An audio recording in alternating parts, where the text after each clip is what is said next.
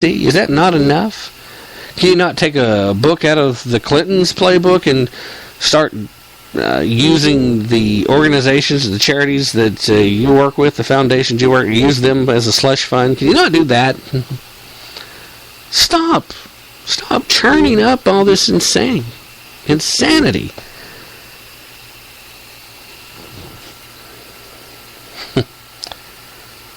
Gotta stop at some point, for crying out loud. Alright, yeah, I know I promised I'd wrap it up after that, but yeah, I'm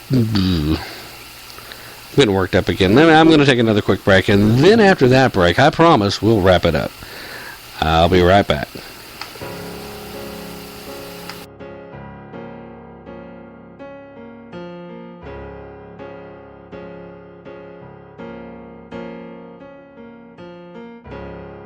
I'm looking for a miracle. Looking for a miracle. Angel looking over me.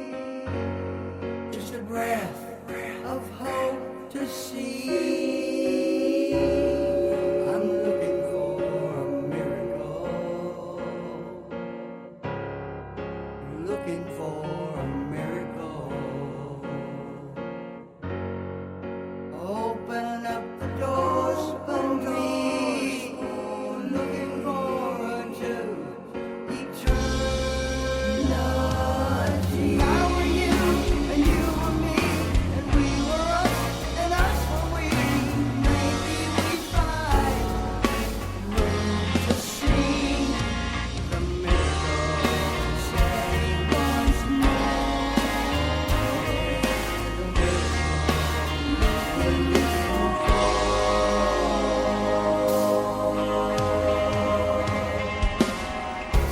Everybody needs a miracle. Hope you don't mind. I want to keep playing this song because I think we all need a miracle right now. It's going to take a miracle.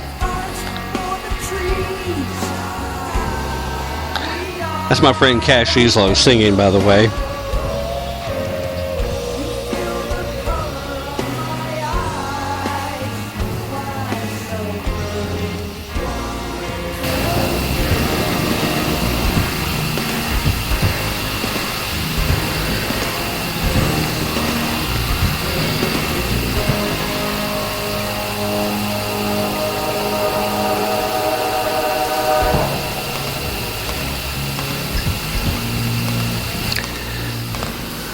Alright, I'm going to go ahead and start lowering this song down now. It's a great song, but it is quite a long song. It's a great song. I think I am going to go ahead and let it keep playing just ever so quietly in the background. I think you guys can probably still hear it at that level.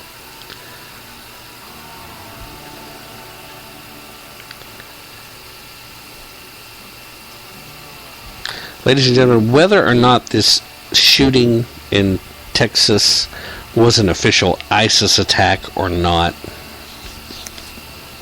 there's still no question whatsoever that America is under attack. And right now, America does need a miracle, so I'm playing Miracle.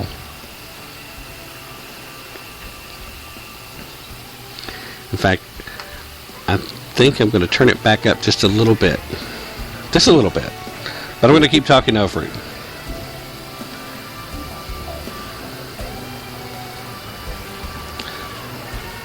Not only is America under attack, not only is the Constitution under attack, not only is the Bill of Rights under attack, not only are conservative values under attack, not only are Christians under attack,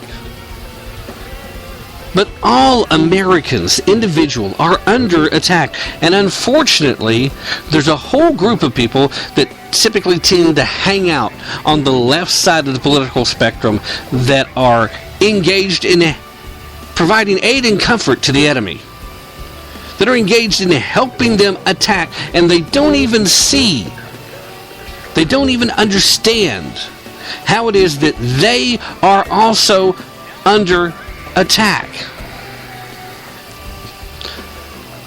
It's not just ISIS. It's not just international cabals. It's not just the Federal Reserve. It's not just all these secret groups and societies that may or may not exist.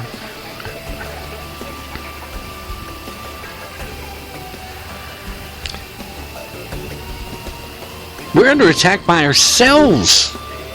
And until we can figure out how to start pulling back together, until we can figure out what makes us the same more than what makes us different, until we can remember what it takes to be an American, the sense of pride, the sense of urgency when danger arises, the sense of pitching in to help your neighbor when you see the sense of knowing who your neighbors are instead of it's some stranger 2 doors over, I don't know. We've got to recapture that spirit. We've got to recapture the idea that it is our responsibility to make sure that opportunity exists for everyone, but there are guarantees for no one. To reinstill a sense of pride in each and every individual, a sense of pride in what they do, how they do it, the work, no matter what job it is, that they do the best they can at that job until they earn themselves a promotion, until they move themselves ahead and improve their situation based on their own strength and effort and ideologies. Until we can reconnect with a feeling of mutual respect where we don't have to agree with one another, but we need to respect one another, and we need to be ready to step up at a moment's notice to defend somebody else's right to speak. Pam Geller has a right to host a free speech event, and if that includes a cartoon drawing contest of Mohammed, then so be it. She has that right. And we as Americans need to support that, not question whether or not she should do it. I mean, yeah, okay, you can question that, alright? Your freedom of speech allows you to do that. But if you're going to do that, then you need to be even-handed about it, and you need to not be a hypocrite about it. You need to ask the same questions about, well, why should somebody take a cross and put it in a jar and then fill the jar with urine? Don't applaud one thing as fine art and then the other as simply being incendiary.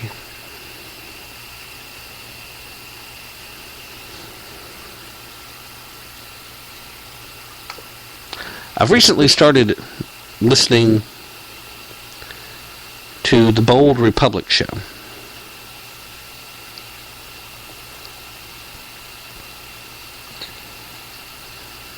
You can find that actually on Spreaker. You can look it up. It's not hard to find. The host there was talking about how if you have to shock me to get your attention, he was talking about the flag stomping challenge. He was talking about it a few days back. It was last week that he discussed it. He said, if you have to shock me to get my attention, then you don't really have anything to say. If you have to shock me to get my attention with your art, then how creative are you really?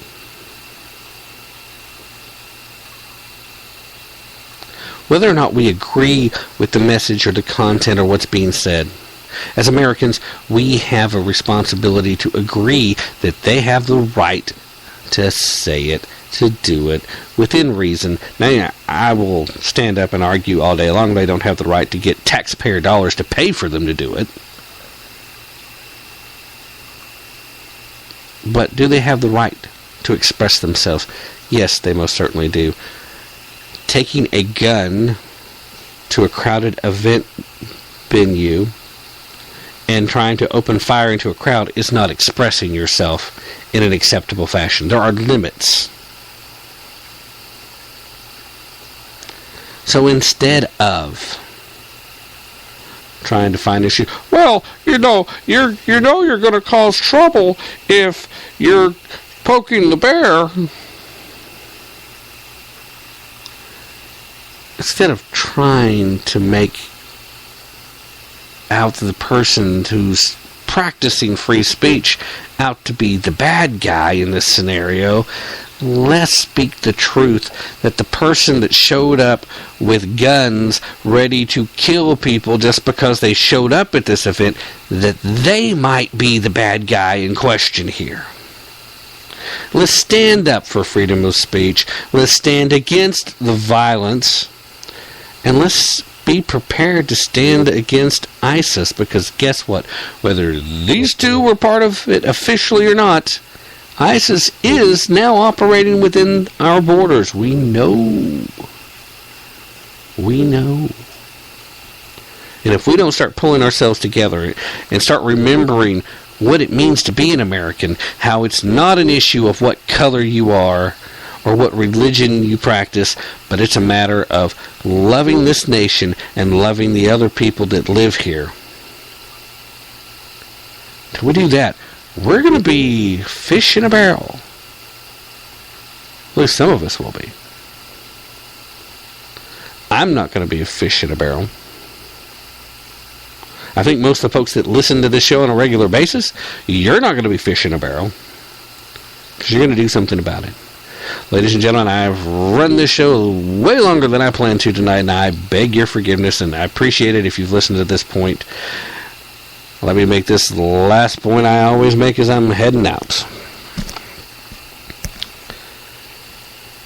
Because when it comes right down to it, as we're reaching out, as we're telling our friends and neighbors and our church families and our co-workers, conveying the messages we need to make, we've got to make sense. Because remember, if you're not making sense, you're just making noise. Let's stop making noise and let's start making a difference.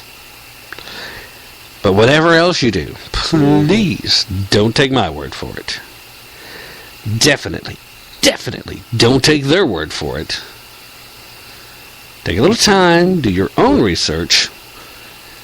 Use your brain. And be prepared to put in a little bit of effort so you can dig below the surface. Because that's the only way you're ever really going to tap into the truth. That's it. Good night, everybody. We'll be back again soon. And remember, this upcoming Sunday at BTR, the show is going to have Dr. Bill Warner, PhD, and we'll also have a visitor, undisclosed at this moment, for the Tennessee Constitutional Party.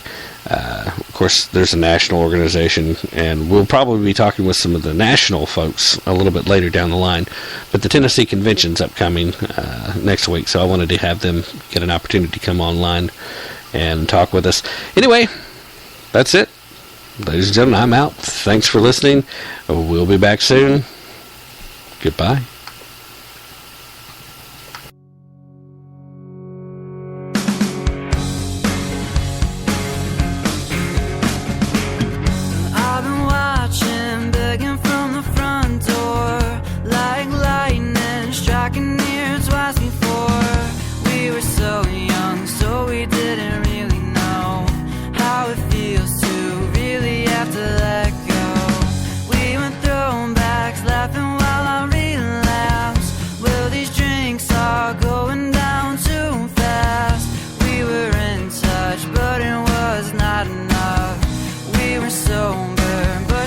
Love John. So